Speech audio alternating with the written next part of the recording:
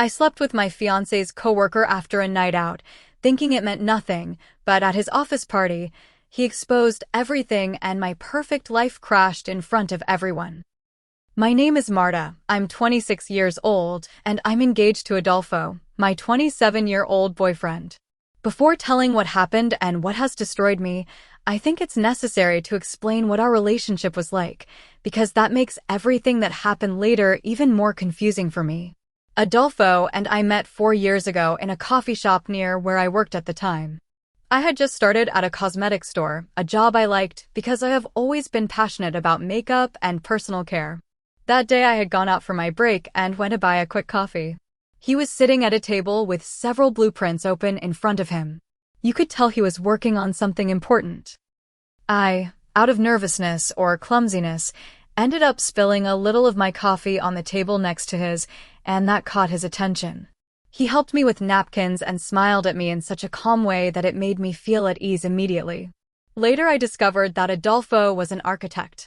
Not only that, but he worked at a renowned firm in the city, where he was in charge of large projects. He was always someone very dedicated to his career, but he also had a balance in his personal life that surprised me. I was not used to someone having so much patience and security. It was evident that he was doing very well financially, but what caught my attention the most was his way of being. He never boasted, he never made anyone feel less. On the contrary, he always sought to help and listen. Shortly after we met, he started asking me out. At first, I thought our relationship would have no future because we were very different. He, a successful professional with a promising future. Me, a girl who was just trying to get by in a job that, although I liked it, was not exactly a life's dream or something that would lead to great economic aspirations. However, that difference was never an obstacle for him. He always treated me as if I were the most valuable person in his life. He motivated me to grow. He told me that it didn't matter what I did, that the important thing was that I enjoyed it and that I found my own path. Over the months, our relationship solidified. My friends met him and immediately told me how lucky I was to have a man like him by my side. I remember one of them told me, half jokingly, half seriously, "Marta, if you don't marry him, I will." Everyone admired him, not only because he was physically attractive, but because he had that rare combination of intelligence, success, and humility. Even my family, who had always been very critical of my partners, welcomed him with open arms. My parents adore him. My mother always says that Adolfo is the kind of man any mother would want for her daughter, and my dad respects him a lot because he shares interests with him in architecture and design. There were many situations that made me think Adolfo was the one. One of the clearest was when we had only been dating for a year. My younger sister got seriously ill, and I was completely overwhelmed, not knowing how to handle the situation. He set aside important projects just to accompany me at the hospital. He would spend entire nights with me, bringing me food, encouraging me, and he never complained. That experience showed me that he was not just someone who was with me in the good times, but someone who would also stay in the bad. Another time, I remember I had a problem at work. A very demanding client had made a complaint against me, and I thought I was going to be fired. I was so anxious I couldn't sleep.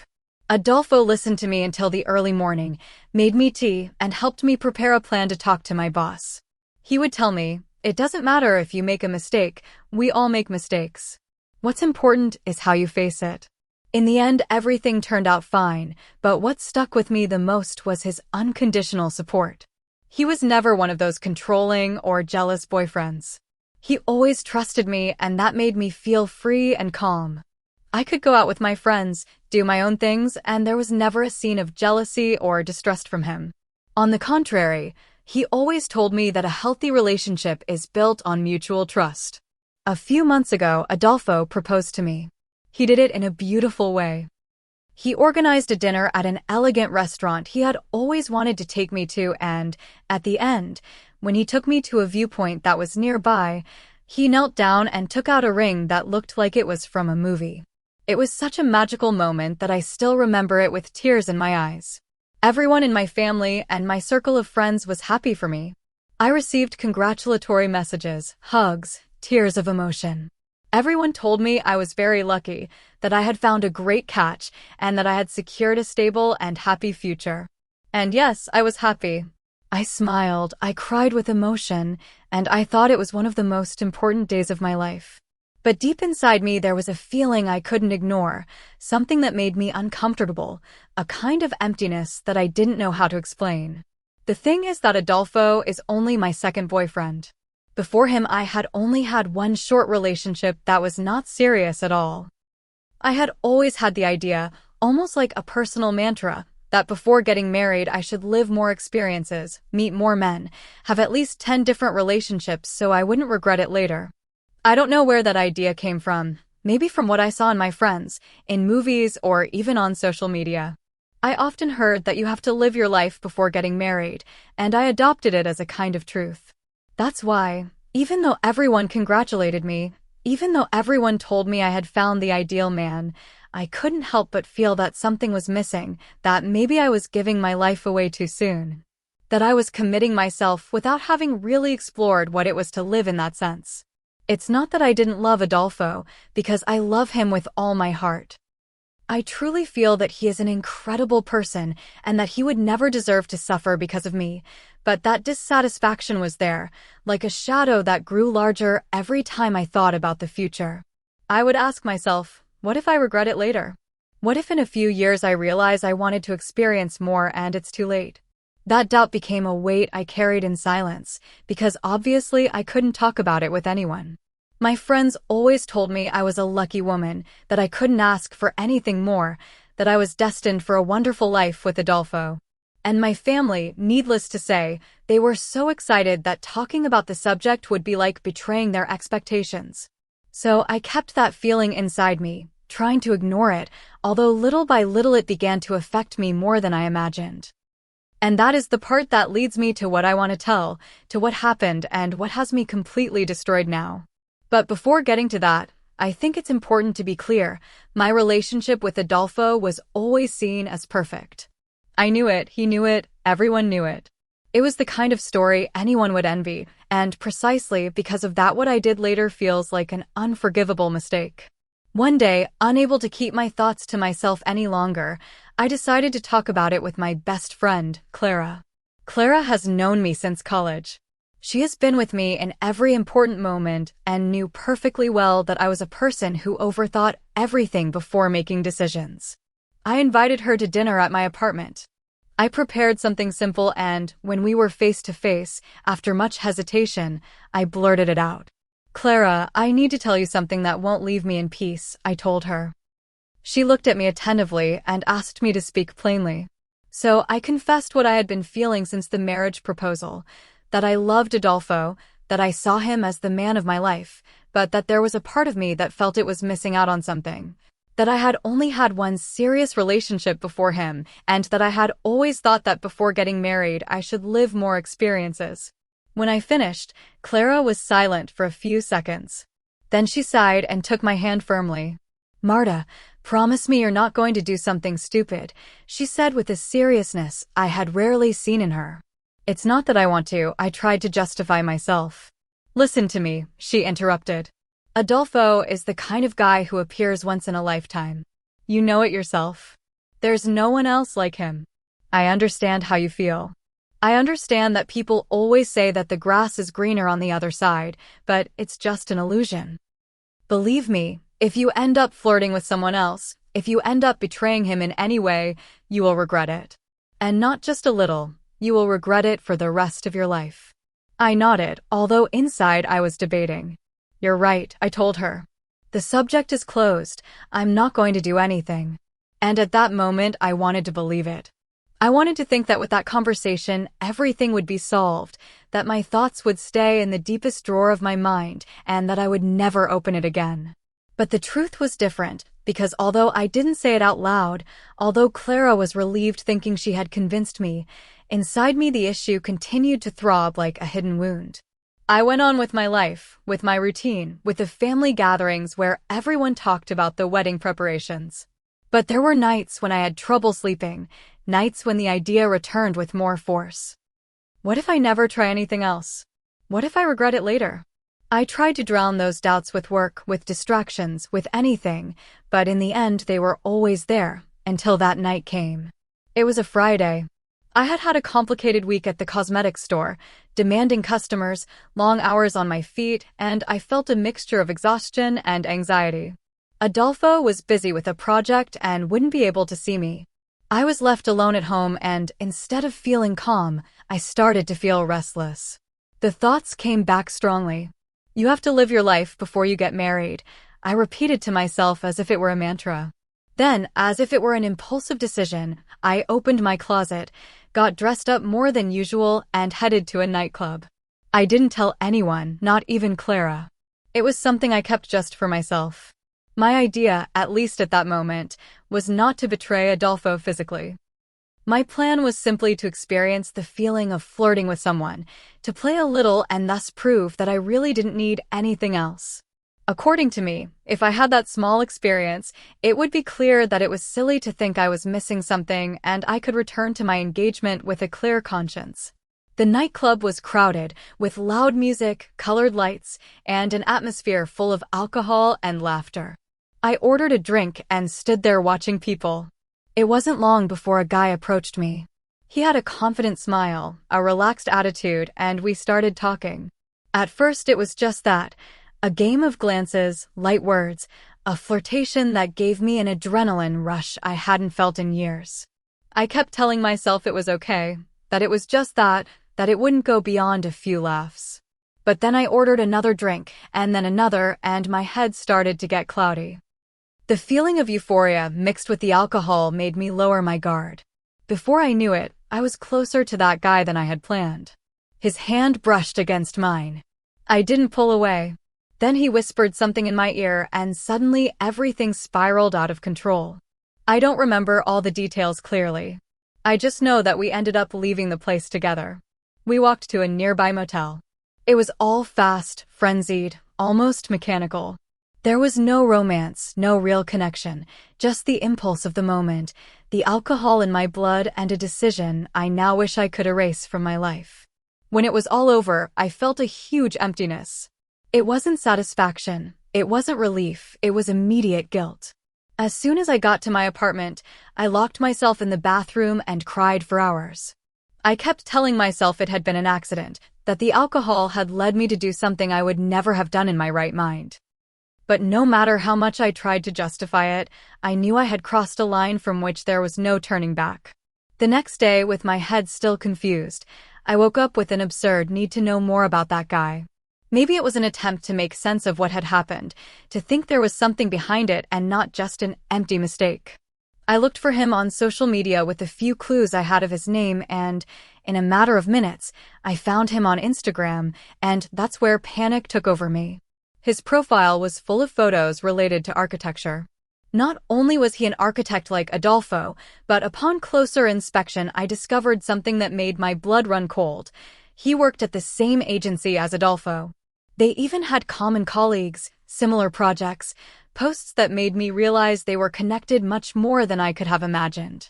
In that instant, I felt like my world was collapsing. It was no longer just the mistake of one night. It was no longer just the guilt of having betrayed the man who loved me. Now it was the real fear that everything would come to light, that at any moment Adolfo could find out from someone at his work, from a comment, from a coincidence. Since then I've been living with a knot in my stomach. I can't concentrate on my work. I can't look Adolfo in the eye without feeling like I'm falling apart inside. Every time he smiles at me, every time he talks to me about the wedding plans, I feel like I'm the worst person in the world. And the worst part of all is that I know that what happened means nothing to me. I don't want that guy. I don't want to repeat it. There is no real interest. It was an accident, a stupid thing that should never have happened. But the damage is already done, and now I'm trapped between the love of my life, whom I don't want to lose under any circumstances, and the unbearable fear that he will discover what I did. Update. Hello everyone, it's Marta. 2 weeks have passed since I wrote my story, and honestly, I didn't think it would get so much attention. I want to start by saying that I read a lot of comments, and although I thank those who tried to advise me with empathy, I must also admit that I received a huge amount of hate. I've been called everything. They've told me I don't deserve Adolfo, that I'm a piece of trash, that I should leave him alone. And although I understand that what I did was wrong, I still don't understand why people can be so cruel. We all make mistakes. We have all made stupid decisions at some point. And mine was just that, a mistake, an accident caused by alcohol and by letting myself get carried away by wrong thoughts. It wasn't something planned. It wasn't that I don't love my boyfriend, because I love him with all my heart. Adolfo still doesn't know anything. Since that night, I have tried to behave as always, not to show any signs that something is wrong. Sometimes I feel like he looks at me with suspicion, but it's probably my guilt that makes me see everything that way. He is still the same, attentive, loving, full of plans for our future. And every day it hurts me more inside to know that I'm hiding something so serious from him. The reason I decided to update is because now I have an even bigger fear. A few days ago, Adolfo told me he wants me to go with him to his work's party. I froze when I heard it. I've made 1,000 excuses, that I have work, that I feel tired, that maybe it's better if he goes alone because it's his environment. But he insists that I go, says he wants to formally introduce me to all his colleagues, that it will be something nice, that there's nothing to worry about. The problem, as I already mentioned in my first post, is that the guy I was with that night also works at the same agency. The simple thought of seeing him there in front of Adolfo and in front of everyone puts me on the verge of a panic attack. I don't know how he would react. I don't know if he would recognize me. I don't know if he could give me away with a look, a word, or any gesture. I have spent sleepless nights thinking about what to do. If I say I won't go, Adolfo will get upset or think I'm hiding something. If I go, I risk everything collapsing before my eyes in a single second. I'm trapped in a labyrinth I built myself and I don't know how to get out. The only thing I know is that I'm getting more and more scared and that my secret seems about to explode. Update. Hi, it's Marta again. A few days have passed since my last update and I'm writing with a broken heart. My worst nightmare came true. I want to tell everything from the beginning so you understand the process. When Adolfo insisted that I accompany him to his work's party, I felt like time was crushing me. Every hour that passed, every minute that brought me closer to that day, was like a countdown to my doom. I couldn't sleep well. I would wake up with nightmares in which the other guy, Dennis, would say everything in front of everyone. I saw myself falling into disgrace, losing everything in an instant.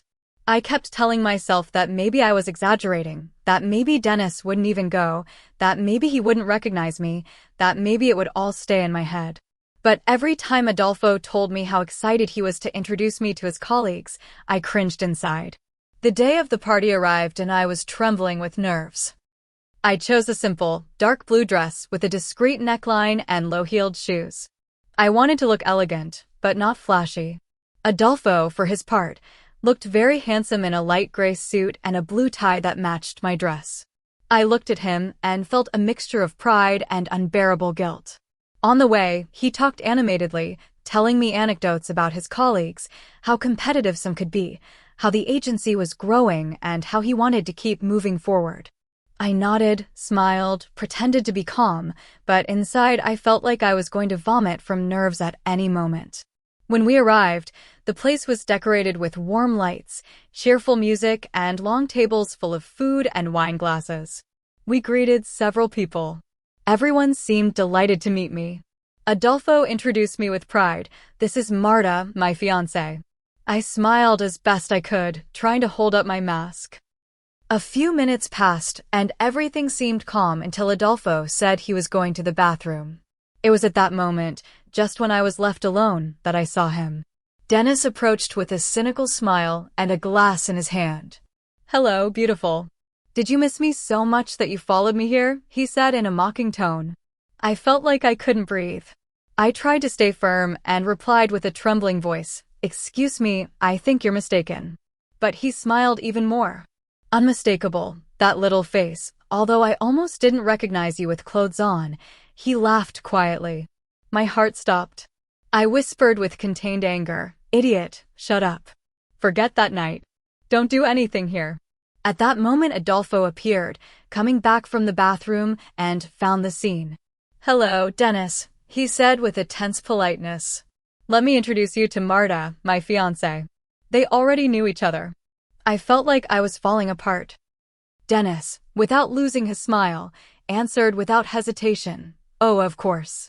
We once ran into each other in a high school book club." Wow, what a small world. Congratulations on your engagement. You look very happy. And he walked away laughing. Adolfo frowned. You really knew that idiot? He's new here. He's only been here for 3 months, but he already wants to hog all the projects.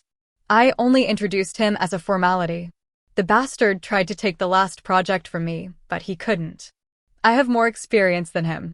You never told me anything about a book club. I improvised. It was so long ago. It just happened and he recognized me. Don't worry, we're not friends or anything. He sighed and said, well, thank goodness. The night continued, but for me it was hell. Dennis kept looking at me from a distance. Sometimes he would laugh with other colleagues, whisper, and I felt that everyone already knew. My paranoia grew. Later in the evening, with several drinks in him, Dennis approached again, raised his glass and shouted, "Long live the happy couple." Some laughed, but Adolfo frowned. Dennis, you're a bit drunk. You're making her uncomfortable. Get away. I whispered to Adolfo that we should leave, but Dennis took another step closer and shamelessly said, making her uncomfortable? I don't think so. We know each other very well. And he put his arm around my shoulders. Adolfo pushed him away immediately. Get away from her, you idiot. Dennis smiled, enjoying every second. Oh, naive little Adolfo, if you knew what she and I did, you'd do more than push me. I can only tell you that you chose well. This girl moves very well in bed. Silence fell over everyone. Several heads turned towards us. I was frozen, unable to react. Adolfo, full of rage, punched him in the face. Once, twice. They had to be separated. What is this guy talking about? Adolfo shouted at me, looking at me with desperation. Dennis, with a bloody mouth, laughed and said, ask her where she went the other night. While you were killing yourself with the mall project, she and I were having fun at the motel on the outskirts of the city. Time stopped. Adolfo looked at me, waiting for a denial, an explanation, anything. But I couldn't say anything, I just cried. In that instant, I lost everything. Adolfo pulled away from me with a broken look in his eyes and left the party. I ran after him crying, begging him to listen to me, not to believe Dennis, that it had been a mistake, an accident. But he didn't let me get close. He left me there alone, in the middle of everyone, with the greatest humiliation of my life. The next day I called him over and over again. He didn't answer. I sent him messages explaining that it wasn't planned, that it was an accident, that the alcohol clouded my judgment, that I love him and I don't want to lose him. But so far I have no response. I feel empty, as if everything ended in a single night, and the worst part is that I know I caused my own ruin. Update. Hi, it's Marta again. This will be the most painful update I have ever written because today Adolfo came to see me. Not to talk, not to try to fix anything, but to formally end things with me and bring me back to reality in the worst way. A few days have passed since that night at the party, the worst of my life. I was living with the hope, or rather the illusion, that with time he would calm down and give me the opportunity to explain things properly. I thought that if I dressed up, if I showed I was sorry, if I showed him how much I loved him, I could still save something. Today I realized I was dreaming. He asked me to meet at a quiet coffee shop, one of those where we once had breakfast together. I dressed up like never before, a simple white dress, discreet makeup, expensive perfume, my hair perfectly styled. I looked at myself in the mirror before leaving and thought, today Adolfo will forgive me. Today he will remember who I'm to him. How naive. When I arrived, he was already sitting there. Dark suit, white shirt, no tie. He looked tired, as if he hadn't slept in days. He didn't smile at me, didn't hug me, didn't even touch my hand. He just looked at me with a coldness that pierced my chest. Marta, he said in a firm voice, I came to make things clear. I tried to smile, to sound calm. Adolfo, please, listen to me. It was a mistake, an accident. He raised his hand to stop me. I've heard enough. I don't need any more excuses. You cheated on me with the worst possible guy, with the idiot who wants to take my place at work. Do you have any idea how humiliating that was? I felt my world collapse. I tried to speak, but he continued, not letting me interrupt him. I never thought you would do this to me. I trusted you blindly. I introduced you to my family, to my friends. I gave you a ring because I saw you as my wife. And while I was breaking my back working, you were in a motel with that idiot. I remained silent, crying. I didn't know what to say. I just extended my hands towards him as if I wanted to grab onto something to keep from falling. Adolfo, I didn't plan it. It was a stupid mistake. I love you. He closed his eyes inside as if my words tired him more than they reassured him. Love doesn't justify betrayal. He took a breath and looked me straight in the eyes. Marta, give me the ring back. I felt like my soul was being torn out. I took it off with trembling hands. As I placed it in his palm, I realized that this gesture was the definitive end. He put it in his jacket pocket without even looking at it. This is over. Don't look for me again, he said, getting up from the table. I clung to his arm, desperate. No, please, give me a chance. Do whatever you want of me, but don't leave me. He gently but firmly released me. I can't live with someone I don't trust. And no, Marta, it's not that we all make mistakes, it's that your mistake was to destroy the most valuable thing we had, our trust. He left, leaving me there, shattered. People in the coffee shop were looking at me. Some with compassion, others with discomfort. I just cried until I had no strength left. When I got home, my parents confronted me. My mother was distraught. How could you lose Adolfo? He was a good man. He truly loved you. My father, who almost never comments on my relationships, just said, "You made the biggest mistake of your life, daughter, and there's no going back." It hurt to hear that, but they were right. I talked to my best friend, the same one who warned me from the beginning not to do something stupid. She didn't yell at me, she didn't judge me, she just hugged me and said something that still resonates in my head. Marta, you're human. You made a mistake, like everyone else. But don't expect people to applaud you for it, much less for Adolfo to forgive you. His pain is real and you have to accept it. Learn from this. True love doesn't always come back. Today I understood that there is no going back. I lost the man I loved the most, and I did it with my own hands. I wanted to think it was an accident, that the alcohol led me to it, that it was just a one-night mistake, but the damage was real.